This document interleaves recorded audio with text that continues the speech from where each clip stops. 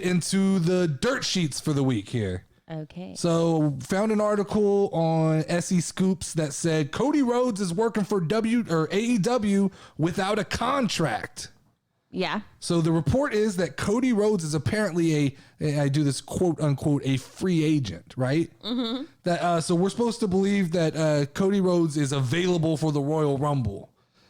The problem with this is the casual in me, the casual fan in me goes, oh shit, what a swerve if WWE got Cody Rhodes from, even though I don't like Cody Rhodes, it's still a big name. It's still cool. It's still a big name. But the logical thinker in me goes, Cody Rhodes doesn't need a contract to work with AEW at this point. Yeah. He doesn't have to be under Cody Rhodes is an AEW legacy at this point. Exactly. Is there a big enough bag of money that WWE could set on Cody Rhodes' doorstep and go, look at this bag of money. Will you come? Of course there is. There is. Mm-hmm. Would Tony Khan let that happen? I don't fucking think so. Daddy Khan. I think Daddy Khan. I don't think Big Daddy Khan he's not going to let one of his names go the other way. He's just not right now. He's got the momentum of like the place to be for free agents. Yeah. So I don't think he likes the perception of like Cody going to WWE. But like I said, the casual fan of me was like, what are the fucking odds that Cody Rhodes could show up at the WWE Royal Rumble, right? That's the casual fan of me. Just a fun thought I had just fucking around in my head was like, what if Cody Rhodes did work out some kind of deal to come back to the Royal Rumble and then completely fucking sabotaged it? Dude, that would be just fucking got epic. in the ring and refused to fucking get out. And just was like, just fucking fucked up the whole flow of the Rumble, messed it up, and then tried to go back. I just don't think WWE's stupid enough to sign him long term. Yeah. But then you'd have to fire him, right? Yeah.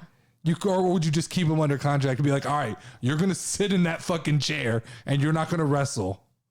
Ooh. But if there's a big enough bag of money, I'd be like, cool. Cool. Sure. I fucked up the Rumble. I'd wave to Tony Khan.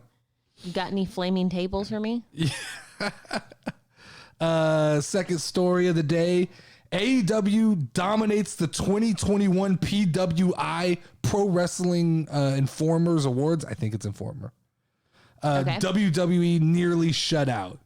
Talk about a fucking joke of an award situation, right? Okay. You talk about like the most IWC thing ever. It was this fucking list of awards.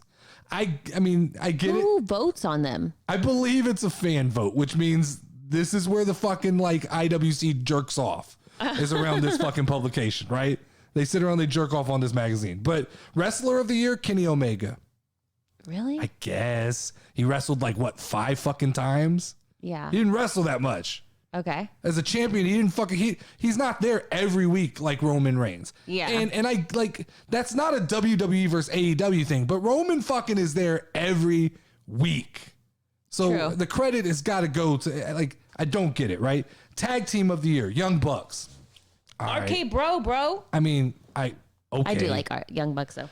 I don't know if they're Tag Team of the fucking year. They didn't do that much either. They had the one real big match with the Lucha Brothers, but once again, I don't have just a ton of fucking Young Buck memories in my head. True. Then we got Match of the Year, Britt Baker versus Thunder Rosa. Great match. Yeah. Right? This is the one where they bled all over each other. Yeah. Great match. I don't think it was Match of the Year. I really don't. Like, besides the blood being shocking, I don't know that it was Match of the Year. If there wasn't blood, would it have been? That's my point. Like, that's my point. They used the blood, and we'll get to that in a minute too. Okay. Feud of the Year, Chris Jericho, MJF. That's fine. Most popular wrestler of the year, CM Punk. I mean, I feel like he's loved in some circles and hated in others. That's why this is the IWC fucking side of things here. Yeah. Most hated wrestler of the year, MJF. I believe that. I can see that. I believe that. I got no problem. He's a great with bad guy. Comeback of the year, CM Punk. I don't know if you quit if it's really a comeback. True. Right? Like, I think you have to be hurt or something. Like, there has to be circumstances to fucking be, to quit and then come back. I mean, kind of bitch of the year. I don't know if you're fucking comeback person of the year. Then here we go. Most improved wrestler of the year, Britt Baker. That's fine. I mean, I guess that's fine. I don't even know. So here we go. Inspirational wrestler of the year, which is the fucking hustle award. Okay. This is the bullshit award.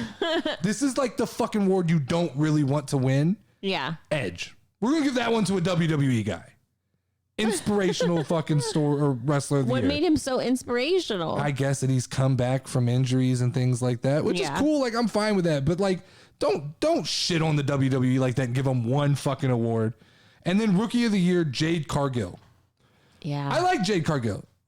I like her. You did. But I don't think You she's, do. I mean, I don't think she's overly fucking impressive. She's kind of the Omos of AEW's women division. Yeah. Like, I she can see hasn't just that. been overly impressive in the ring. I think she's well on her way. I don't think we've ever seen a wrestler that's the physical specimen that she is. And I imagine that there's going to come a day when she's fucking amazing at this. But to be Rookie of the Year, like, I feel like there's some other names in there that you probably should have thrown around, right? True. I get called WWE fanboy all the time, and probably defending this list or going against this list is going to just like fuck them. They're going to ride against me even harder. But you got to know, like, this was the most IWC thing ever, right? The people who vote on this are the IWC, obviously. I didn't even know you could vote on it. So I there didn't you either. go. And this is like their little club that they get together and they fucking promote. They probably all sent their, out like their mass wrestlers. emails and texts. So I don't know if you saw, but there's pictures of like CM Punk and Britt Baker with their plaques. Really? They're holding their plaques, right? So I thought, why don't we make some plaques? Because I feel like at this point, anybody can fucking send an award and you can just choose whoever the fuck you want. So why don't we make some plaques? Because I don't know if you've seen the plaques. No. These 1980 ass black and gold engraved fucking wood grain ass give to your 5th grade soccer coach plaques. Okay, I'm. That's what they had. They look like the shit you give to your 5th grade. Like, if I'm making plaques, I'm going to make a plaque. I'm going full color, badass sublimation, badass printing, nice ass plaque. And I'm going to send it to a couple wrestlers and see if they'll fucking take some photos for me. See if they'll hold up my plaque. Huh? Luigi Primo, wrestler of the fucking year. Do you see that plaque? Okay, yeah, Do you I see that see it. 1980s ass black and gold? Like, come on, man. You got to do better than that if you're going to give awards out. Yeah. That shit looks like some shit that you get to your 5th grade soccer coach. Engraves anymore. Engraved plaques. That's my point. So that is 1980s, That's bro. my point. It's fucking like, you can't do better than that. I don't want your award. You give me that award, I'm smashing it on the fucking ground. Get like a fucking LED award or something like that. the Lights up, supplemented makes ones. music. I can go full printed. We got a giant printer in our fucking True. house. Oh, okay. Moving on. WWE. So article says WWE is critical of AEW for the use of blood and gory and self-mutilation, as the WWE labels it, right? So the WWE has basically come out and said that in the year 2022, there is no place for blood and gore in professional wrestling. Stupid. Gore is a little fucking extreme. Like, that's a little bit extreme to label it, right? Yeah. This is paraphrasing part of the quote, but they said, we believe that type of dangerous and brutal display is not appealing to our network partners, our sponsors, our venues, children, or the general public as a whole. All right. Y'all fucking say I'm a WWE ride or die, but no, not on this shit. This is wrong. WWE is wrong. 100%. Network partners, when they start controlling your product, that's a problem. I don't like that, right? Yeah. Children, they fucking bleed as well. Like, nobody believes that in a fight there's not going to be some blood. Do you True. need blood every week? No, you don't. Does AEW overuse blood? I don't think so, but some people do say they do. I don't think they do. Yeah. It's not on there every They don't week. bleed every week, so. So I don't think so. I think the women have used it more often than the men, but I think to a good effect, right? Mm-hmm. There's something, it's weird. I don't know what it is. It's just the psychology of, like, when you see the women wrestlers bleed, it makes you go like, oh, there's some fucking badasses, right? Yeah, because I don't know if it's, I'm not trying to be sexist, but because they're girls and so, like, I don't know, but. I think it's just the psychology of, like, seeing those girls be badass, just like it's And more keep on effective. going and, Yeah, like, it's more overcome effective it. than the Yeah. men. We've seen the men bleed a million times. Yeah. Ooh, I did love But that WWE Jericho is match, wrong. Like, I believe that used effectively in the right, like, context for storytelling, that's blood is good. Blood can be a key part of a story. There's a part of me that believes that Brock Lesnar punches somebody, they're probably going to bleed. The Brock Lesnar Bobby Lashley match could use blood. 100% could use blood. True. It just adds like the gladiator feel to the match. And if WWE is going to work on like the belief that these are fights, even though they don't, but it's two guys in a ring fighting. It's modern day gladiator plays. Yeah. Blood is going to have to be a part of it. I don't like that it's not. Yeah. And like I said, some people accuse AEW of overusing it. I'm going to fall on the AEW side of this one and say, I don't feel like it's overused. I felt like the Jericho and what was the other fucking crazy ass guy's name? I watched a whole podcast and I can't remember Something right now. Gage, right? I believe remember. it's something Gage, but like that match was effective because I looked at that and I was like, God damn, Jericho. That was one of the first matches that we had watched, or at least I had watched of AEW, and that got me interested in them. And I was like, oh my God, It was this different. is what I've been missing. But this quote is very telling, right? That this brutal display is not appealing to network partners. This is this is what separates WWE from AEW. For better or for worse, AEW is definitely trying to appease its fans. WWE is running like a business and they're worried about network partners. They're worried about their visuals to children, to venues, and to the general public as a whole. So Yeah. I guess I get it, but I think when you talk about like casual wrestling fans, they still are interested in the right story with some kind of blood. I don't know about labeling it gore. It's Yeah. not fucking Mortal Kombat. It's not death No matches. one's arms are falling off, right? Yeah. Last story. WWE fans are freaking out about Walter from NXT. Okay. They've changed his name.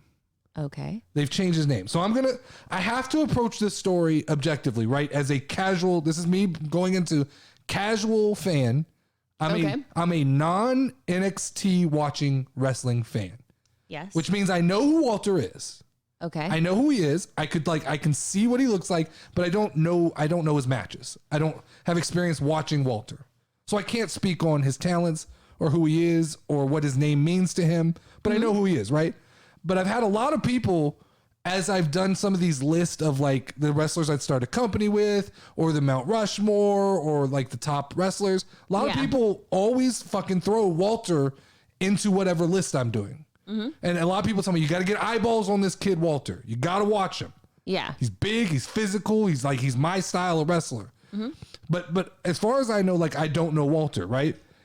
And I think that says a lot about like the casual wrestling world. The real casual wrestling world doesn't have a lot of experience with this dude, Walter. I don't know who Walter I is. do think there's a hardcore casual wrestler fan.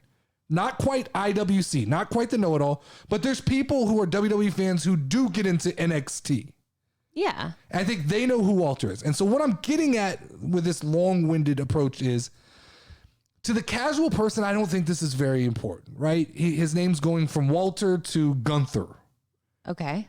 To me, it doesn't really fucking mean anything. But I think to people who have followed his path, I don't understand if he's worked for WWE, NXT UK, for a long time under the name Walter. I believe he set records under the name Walter. Yeah. Without some kind of great explanation. I find it really weird, the need to change a wrestler's name. Not shorten it, because sometimes they take like Big E used to be Big E Langston. And then they remove part of the name, right? Langston part. So a lot of times WWE will shorten names. The only thing I can think of is there some kind of weird like trademarking issue with the name Walter? Is that his real name and they're afraid, we're going to build a star here and then he's going to take that name and run? I guess that's what it is. I think it's coincidence, but you want to hear the crazy part of this is they changed his name to Gunther something. I'm not sure what the other part of the name was, but it's a name of a Nazi general. Ooh.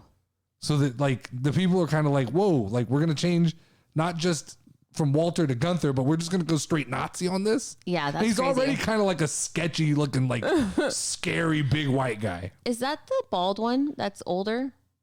I don't know his age, but Yeah. he is a big, I believe, either bald or buzz cut, but like extremely big white person. All like right. Brock Lesnar sized.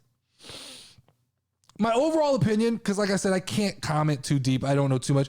My overall opinion is I feel sorry for like the human being that is him, right? Walter. Because instead of our first impressions of him being, oh, fuck, he's a great wrestler. My first real exposure to him coming over to like NXT 2.0 is that he's got a fucking Nazi name, right? That's my first exposure. And I guess that's a double-edged sword, right? Because I'm talking about him and I don't talk about NXT people. Yeah. So if there was any kind of dumb luck in that, it's that, all right, all eyes are on you now, Gunther. Right? And I'm probably going to peep in on NXT to see what you're all about and to put eyeballs on you. So maybe like from that standpoint, you get a little bit like, what they say, like all press is good press. Yeah. So maybe that's what it is.